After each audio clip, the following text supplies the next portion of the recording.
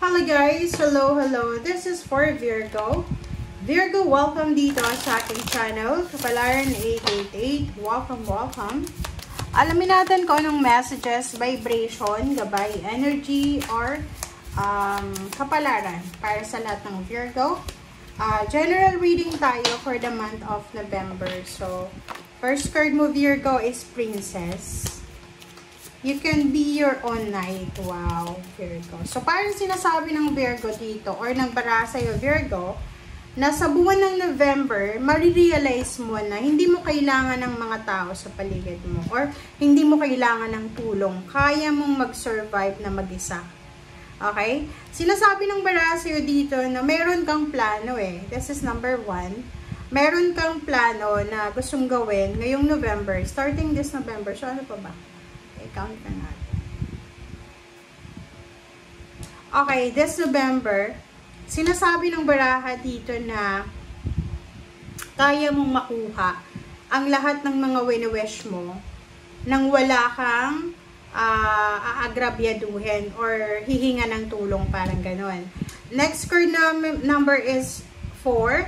Mirror. Treat your body like the palace it is. Wow! Okay, makinig yung mga Virgo dito. Yung mga Virgo na siguro sobra-sobra yung pagkain, sobra-sobrang mag-diet, sobra-sobrang bisyo, inom, alak, or sigarilyo, or any bisyo, sobrang pagpupuyat, sobrang pagpapagod, sobrang pag-overtime. Sinasabi ng bara sa'yo dito na kailangan mong alagaan ang iyong katawan. Okay? Para sa stability. Kasi, alimbawa, kung sobra kang workaholic, trabaho ka sa gabi, sa umaga, wala ka ng oras para magpahinga, okay, kikita ka ng malaki, pero ang question dito na kailangan mong sagutin is, healthy ka pa ba?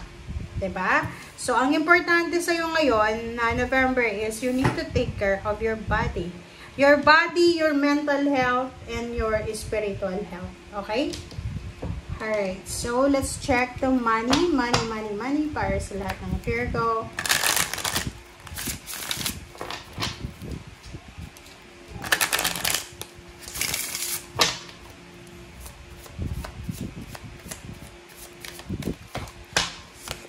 Alright, so number 8, indecision, and number 26, OMG number 8. So, this is 88, guys. Nakikita ko sa'yo dito, meron ditong Virgo na pwedeng indecision ka, nasa crossroad ka. Ibig sabihin, may gusto kang gawin, may plano kang gawin this November, pero hindi mo alam kung tama ba itong gagawin mo. Hindi mo alam eh, kasi natatakot kang mag-decide, kasi ayaw mong ma-disappoint. Diba parang ganun eh. Halimbawa na nasa safe place ka ngayon. Kumbaga, gusto mong mag-decide, gusto mong gumawa ng desisyon, pero natatakot ka na once na gumawa ka ng desisyon, mali pala yun na desisyon mo. So, pag-isipan mong mabuti, okay? Pag-isipan nating mabuti lahat ng desisyon na gagawin natin, Virgo. Hindi lang ngayong November, kundi sa araw-araw, kasi importante yun. Diba? Alright, so let's check for the love life.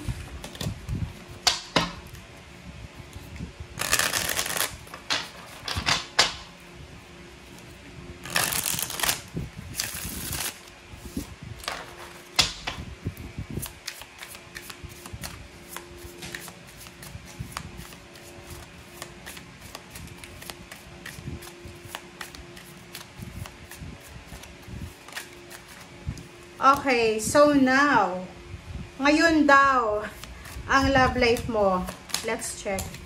Now, you're very close to getting your wish. Wow. So, Virgo, in terms of relationship, ano ba yung wini-wish mo? Okay, are you wishing for a perfect relationship?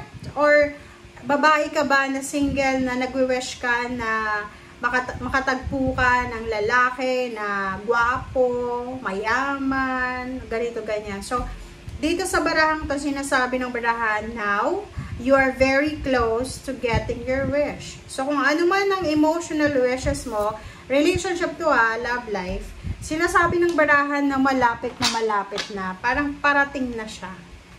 Wow. Congratulations sa'yo, Virgo.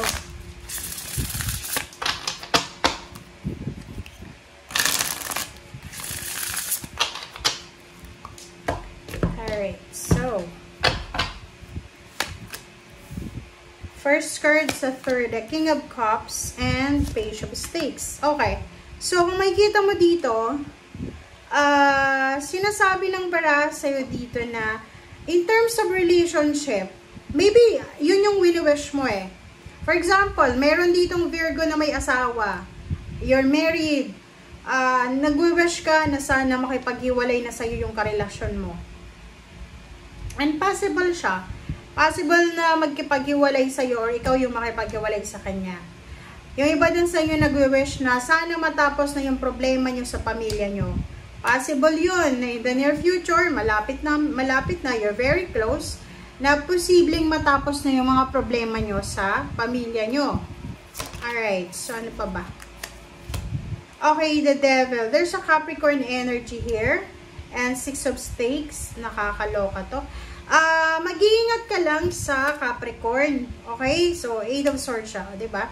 Mag-iingat lang kayo, Virgo, sa Capricorn. Mag-iingat kayo kasi ang Capricorn na to, siya yung tao na posibleng ititwist niya yung mga bagay-bagay sa paligid mo.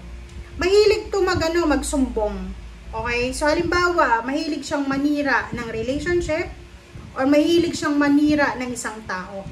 So, if kausap mo siya palagi, okay, yung 6 of Stakes mo, yung plano mong pag-usad, lalo na sa relationship, ay hindi yan mangyayari. Magiging stagnant ka. Especially if you are in a relationship sa mga Capricorn. And yung iba din sa inyo dito, this is Devil, sinasabi ng bara sa'yo dito, doon sa married ka or in a relationship, may ka-live-in ka, sinasabi ng bara sa'yo dito na maybe, yun yung wini-wish mo eh. Nagwi-wish ka na sana maghiwalay na kayo ng karelasyon mo. But, nakikita ko sir dito, the more na, like for example, na pwedeng hindi mo na mahal yung karelasyon mo, so, naghahanap ka ng someone na posibleng makakatulong sa'yo para makamove on ka. And this one, the Devil and 6 of Stakes is para siyang temptation, third party. So, mag-iingat ka. You need to be careful kasi alam mo ba yung karma?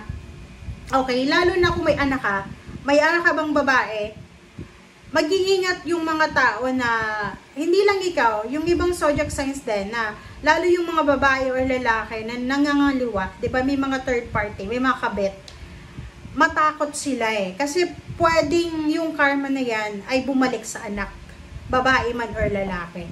So, sinasabi ng baraha dito, mag-iingat tayo sa pagmamadali na makipaghiwalay or mawala yung relationship kasi baka mas lalo ka pang may stagnant.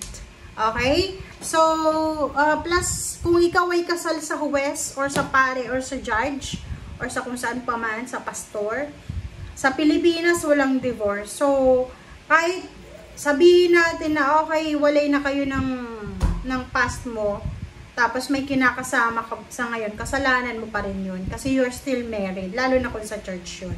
Okay? Thank you guys for watching. Bye!